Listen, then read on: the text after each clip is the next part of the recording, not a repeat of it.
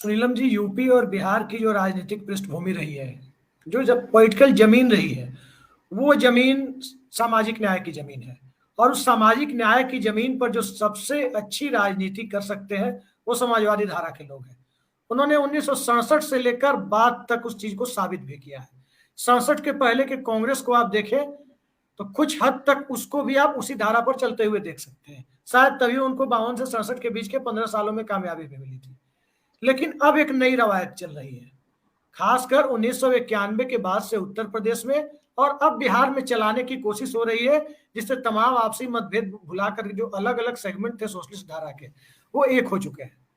उत्तर प्रदेश में उस एकता में शायद देरी हुई, हो सकता है कुछ हद तक इमेच्योरिटी रही हो, जिसका खामियाजा 2014, 17, 19 और 22 में देखने को मिला। लेकिन चलिए, देर आयत दुरुस्त आयत, काफी नुकसान के बाद ही, इतने बड़े किसान आंदोलन और एक तानाशाही रवैये वाली सरकार को देखने के बाद ही सही, यदि कुछ चीजें होती हुई दिख रही है तो निश्चित तौर पर उसे पॉजिटिव तरीके से देखा जाना चाहिए, सकारात्मक तरीके से उसको देखा जाना चाहिए।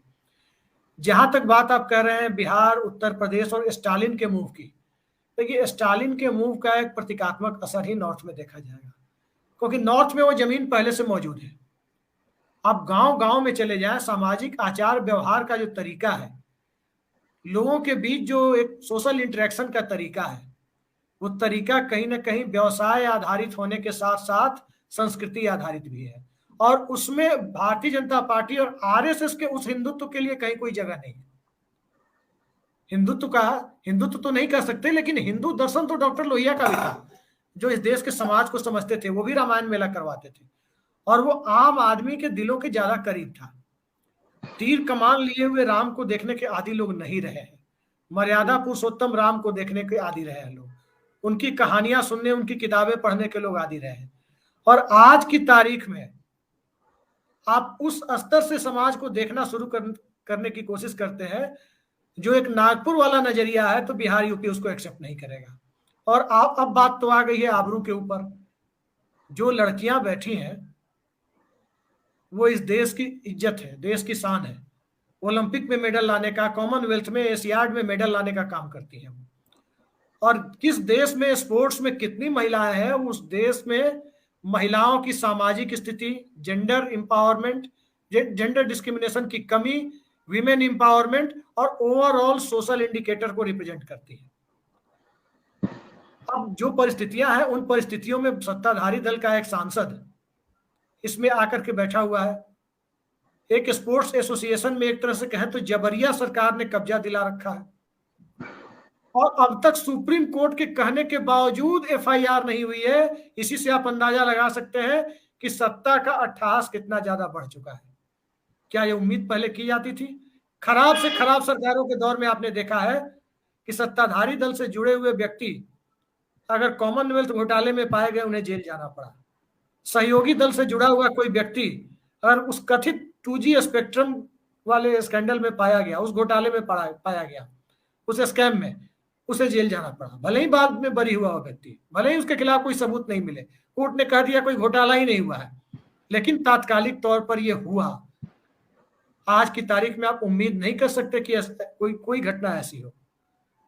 और हद तो तब हो जाती है जब इस देश के लोग, और खास करके पॉलिटिकली अवेयर स्टेट जिसमें बिहार और उत्तर प्रदेश जैसे राज्य है, वहां के लोग देश के प्रधानमंत्री को यह देखते हो कि टीआरपी स्कैम में फंसे हुए एक पत्रकार के चैनल में, एक तथाकथित पत्रकार शब्द ज्यादा उचित है, जो टीआरपी स्कैम में फंसा हुआ है, उस टीआरपी स्कैम में फंसे हुए पत्रकार के कार्यक्रम में पहुंच करके प्रधानमंत्री भ्रष्टाचार की बातें करते हैं, भ्रष्टाचार पर कार्रवाई की बातें करते हैं। आप सोच सकते थे कि कभी ऐसा हो सकता है? इस तरह की चीजें कभी आपने सोची थी कि हो सकता है? लेकिन आज हो रही है और लोग उसे देख रहे हैं। रही बात सामाजिक न्याय की, तो सामाजिक विषमता तो यहाँ कदम कदम पर है, हर जगह पर है। और मौजूदा व्यवस्था उस सामाजिक विषमता को आगे बढ़ाने की दिशा में अपनी तरफ से पूरा योगदान दे रही है। आप यूनिवर्सिटी के वाइस चांसलर की लिस्ट को उठाकर देख लें, जो भाजपा शासित राज्य है या जो केंद्र सेंट्रल यूनिवर्सिटी है, आप उसमें ओबीसी और SC/ST के प्रोफेसर का अनुपात देख लें, आप उनमें छात्रों की संख्या देख लें, स्कूल ड्रॉप आउट होने वाले लोगों की संख्या को यदि आप भाजपा शासित राज्यों में देखें तो आपको अंदाजा लग जाएगा, खासकर उत्तर प्रदेश में।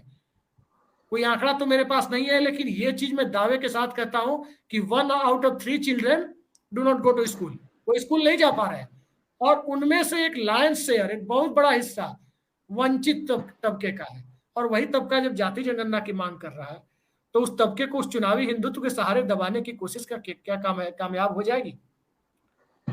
रामचरितमानस को विवाद में नहीं घसीटना चाहिए था, सब लोग मानते हैं, लेकिन जब उस विवाद का जन्म हुआ, जब रामचरितमानस को लेकर बयानबाजी हुई और उस बयानबाजी में भारतीय जनता पार्टी ऑफेंसिव की बजाय डिफेंसिव होती हुई नजर आई, तो आप इसी को इंडिकेटर मान सकते हैं कि सामाजिक न्याय की धारा कितनी मजबूत है इन राज्यों में। और बीजेपी ने जो अब जगह बना ली इन राज्यों में, अब यहां से उनके ढलान का दौर आ रहा है, क्योंकि सोसाइटी का अलग अलग सेक्शन जब अपने अधिकारों को लेकर, किस वजह से वंचित है उनको लेकर जब असर्टिव होना शुरू करता है, तो फिर हिंदुत्व के लिए जगह नहीं बचती है। दिल्ली में अरविंद केजरीवाल के रहते यही हुआ, जनता के मुद्दे हावी हुए, बिजली सड़क पानी के मुद्दे हावी हुए, फिर वहां हिंदुत्व नहीं था। मध्य प्रदेश में भी भारतीय जनता पार्टी को पूर्ण बहुमत की सरकार 2003 में जब बनानी थी, आपको याद होगा, हिंदुत्व से ज्यादा उमा भारती के पिछड़े वर्ग से होने का प्रचार किया गया और बिजली सड़क पानी को मुद्दा बनाया गया। तब जाकर के भारतीय जनता पार्टी को चुनावी जमीन मिली, जो जिससे वो 10 साल तक मरहूम थे। उत्तर प्रदेश और बिहार की जमीन, और खासकर बिहार की जमीन, बीजेपी को जमीन मुहैया नहीं कराने वाली है। आप देख सकते हैं कि बिहार में क्या हो रहा है। जो लोग समाजवादी धारा को छोड़कर गए, चाहे उपेंद्र कुशवाहा जैसे लोग ही क्यों ना हो, एक तो आजकल बीजेपी के प्रदेश अध्यक्ष हो गए, उन लोगों की स्थिति यह है कि उनको कोई खतरा नहीं दिख रहा, बल्कि बीजेपी को पॉलिटिकल खतरा ज्यादा दिख रहा है। उनको वाई कैटेगरी की सिक्योरिटी दी जा रही है, बिन मांगे दी जा रही है। आपने देखा होगा कुछ लोगों को दी गई है सिर्फ इसलिए कि उनके चेहरे को प्रतीक के तौर पर इस्तेमाल करके उनके तबके का वोट हासिल किया जा सके। लेकिन उनके तबके के लिए करना क्या है, उनके तबके के लिए सरकार के पास कोई स्पष्ट कार्य योजना है भी या नहीं, इसको लेकर के सत्ताधारी दल, हिंदुत्ववादी जमात पूरी तरह से मौन है। क्या हुआ आपने देखा होगा, सच्चर कमीशन का आपने कभी नाम सुना उस रिपोर्ट का? 2014 के बाद नहीं सुना। आपने बैकवर्ड क्लास कमीशन की जो 1-2 सिफारिशें, एक वीपी सिंह ने लागू की, एक अर्जुन सिंह ने की, बाकी जो तकरीबन 2 दर्जन सिफारिशें हैं, उनका कभी आपने नाम सुना इस सरकार में? नहीं सुना। तो बिहार और यूपी के लोग इन सब चीजों को समझते हैं, और नहीं समझते तो भाजपा की 18% विधानसभा सीटें कम नहीं होती।